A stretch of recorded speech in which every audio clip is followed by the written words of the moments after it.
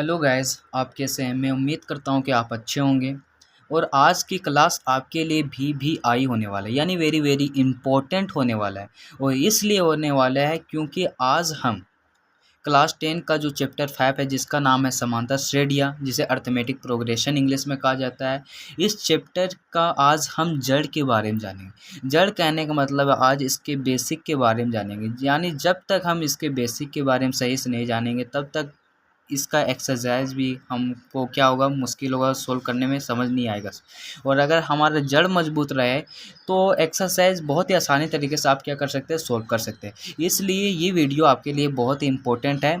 इस वीडियो में आप बने रहें, आपसे बहुत ही कम समय लेंगे और जो समांतर श्रेणी यानी चैप्टर 5 में जितने भी इम्पोर्टेंट, जितने भी बेसिक चीज़ें हैं और जितने भी फॉर्मूले हैं, उन सभी फॉर्मूलों के बारे में हम जानेंगे। तो बिना देरी किए हुए क्या करते हैं, हम क्लास को स्टार्ट करते हैं। तो चलिए सबसे पहले हम देखते हैं, स्टार्ट करते हैं।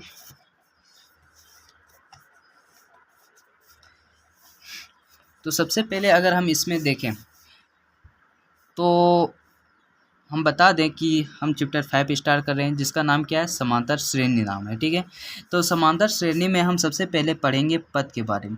तो अब पद होता क्या है, तो पद का परिभाषा है किसी अनुक्रम के सभी सदस्य पद कहलाते हैं। कहने का मतलब है जैसे 2 4 6 7, ये जो है ये क्या है, एक अनुक्रम है। इसमें जो सदस्य है वो क्या है, 2 सदस्य, 4 सदस्य, 6 सदस्य, 7 सदस्य है। तो इनमें जितने भी सदस्य है वो क्या पद कहलाते हैं। यानी इसमें 2 भी क्या एक पद कहलाएगा, 4 भी पद कहलाएगा, 6 भी पद कहलाएगा, 7 भी एक पद कहलाएगा।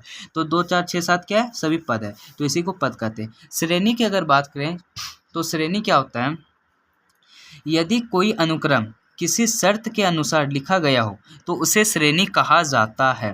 कहने का मतलब है कि इसे थोड़ा गौर से समझिएगा कि श्रेणी मतलब उसे हम कहते हैं जिसमें क्या हो, कुछ शर्त हो, कुछ नियम बनते हो। जैसे मेरे चैप्टर का नाम ही क्या है, समांतर श्रेणी।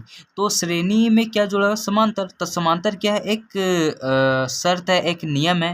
तो जिसमें क्या हो, कुछ नियम से बनते हो, जिसमें कुछ शर्त होते हो, तो उसी को हम श्रेणी कहते हैं। ठीक है, श्रेणी के अगर प्रकार की बात करें तो श्रेणी के 3 प्रकार होते हैं। पहला समांतर श्रेणी, जिसे एपी से इंडिकेट करते हैं, इसे अर्थमेटिक प्रोग्रेशन कहा जाता है। दूसरा गुणोत्तर श्रेणी, जिसे जीपी से इंडिकेट करते हैं, जिसे जियोमेट्रिक प्रोग्रेशन कहा जाता है। तीसरा हरात्मक श्रेणी, जिसे एचपी हार्मोनिक प्रोग्रेशन कहा जाता है। ठीक है, तो सबसे पहले हम समांतर श्रेणी की अगर बात करें तो समांतर श्रेणी क्या होता है, तो इसका परिभाषा है समांतर श्रेणी संख्याओं का ऐसी सूची है जिसमें प्रत्येक अगला पद अपने पूर्व पद में एक निश्चित राशि जोड़ने से प्राप्त होता है। कहने का मतलब क्या है कि समांतर श्रेणी संख्याओं का एक ऐसी सूची है, जैसे मेरा 2 4 6 8 क्या है, समांतर श्रेणी की एक संख्याओं की सूची है जिसमें प्रत्येक अगला पद अपने पूर्व पद में एक निश्चित राशि जोड़ने से प्राप्त होता है। जिसमें इसे जैसे देखें, 2 का अगला पद क्या है, 4 है। तो 4 जो है, 4 का पहला पद 2 है, 2 में हम कितना जोड़े जो 4 आ जाए, तो 2 जोड़ते हैं। तो 2 इसके लिए क्या होगा, 2 एक क्या है, एक निश्चित राशि है जिस जैसे यहाँ समझिए कि जिसमें प्रत्येक अगला पद में अपने पूर्व पद में एक निश्चित राशि जोड़ने से प्राप्त होता है। यानी 2 में हम जब एक निश्चित राशि जोड़ेंगे तो हमें क्या अगला पद प्राप्त होगा। निश्चित राशि क्या है, इसके लिए 2 है, तो 2 जब जोड़ रहे हैं तो 4 आ रहा है। 4 में कितना जोड़ेंगे, 6 आएगा, तो जो 2 जोड़ेंगे तो 6 आएगा। 6 में कितना जोड़ेंगे, क्या 8 आएगा, तो 6 में 2 जोड़ेंगे तो 8 आएगा। ठीक है, उसके बाद अगर देखें तो समांतर श्रेणी के 2 प्रकार होते हैं। कौन कौन, परिमित समांतर श्रेणी और अपरिमित समांतर श्रेणी। ठीक है, परिमित समांतर श्रेणी किसे कहते हैं, वैसा समांतर श्रेणी जिसका अंतिम पद क्या हो, निश्चित हो। कहने का मतलब 2 4 6 8 है, तो 8 के बाद यहाँ 8 ही तक लिखा हुआ है, इसके आगे नहीं दिया हुआ है, तो हम बोलेंगे, इसे बोलेंगे ये परिमित समांतर श्रेणी। दूसरा अपरिमित समांतर श्रेणी होता है, तो इसका डिफिनेशन है वैसा समांतर श्रेणी जिसका अंतिम पद निश्चित नहीं हो, अपरिमित समांतर श्रेणी कहलाता है। जैसे 2 4 6 8 है और 8 के बाद ये डॉट डॉट डॉट जो दिया हुआ है, इसका मतलब है कि 8 के बाद 10 आएगा, 10 के बाद 12 आएगा, 12 के बाद 14 आएगा, फिर 16 आएगा। यानी ये क्या है कि ये आगे बढ़ते रहेगा, यानी इसलिए इसे बोला गया अपरिमित समांतर श्रेणी।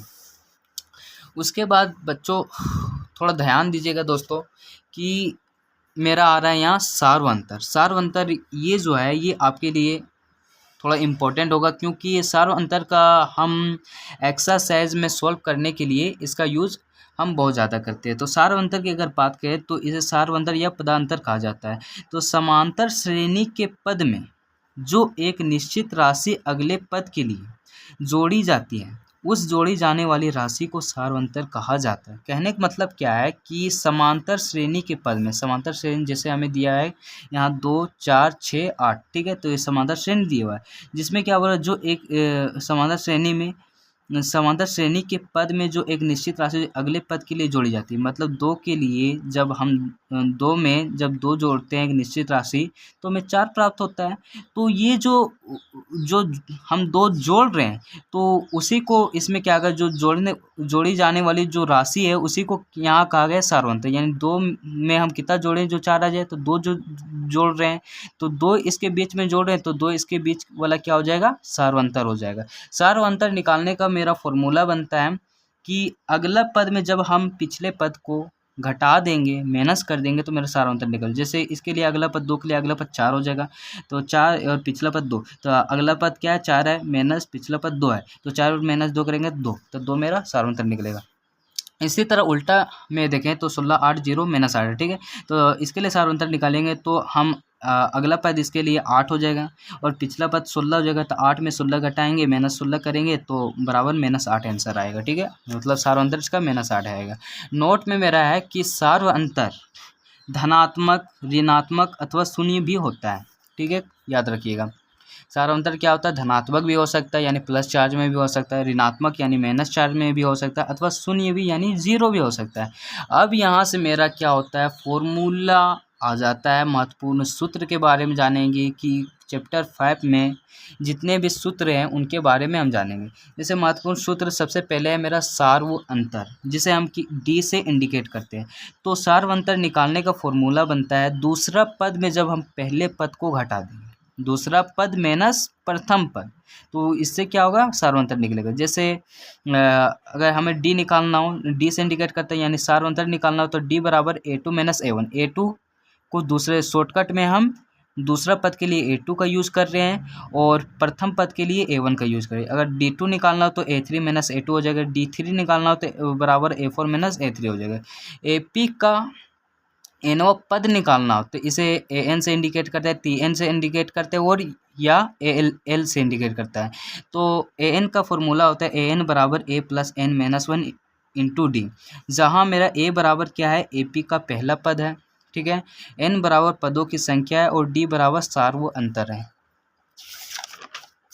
इसके बाद अगर देखें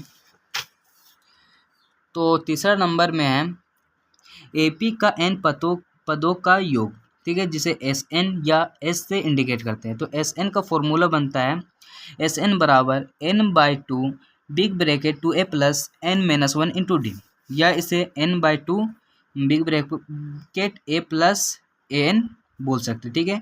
क्यों बोल सकते हैं, क्योंकि an का फॉर्मूला क्या होता है, a plus n minus 1 into D, ठीक है। तो इसलिए an बराबर a plus n minus 1 into D, तो हम लिख सकते हैं n/2 a प्लस an, यहाँ 2a है, a निकाल दे रहे हैं तो a plus n minus 1 into D के लिए मेरा an का फॉर्मूला बन जा रहा है और एक जो a यहाँ बच रहा है वहाँ a लिख दे रहे हैं, ठीक है। तो इसमें कोई डिफरेंस नहीं है, दोनों फॉर्मूला यूज कर सकते हैं इस क्वेश्चन के हिसाब से। जहाँ a बराबर मेरा क्या है,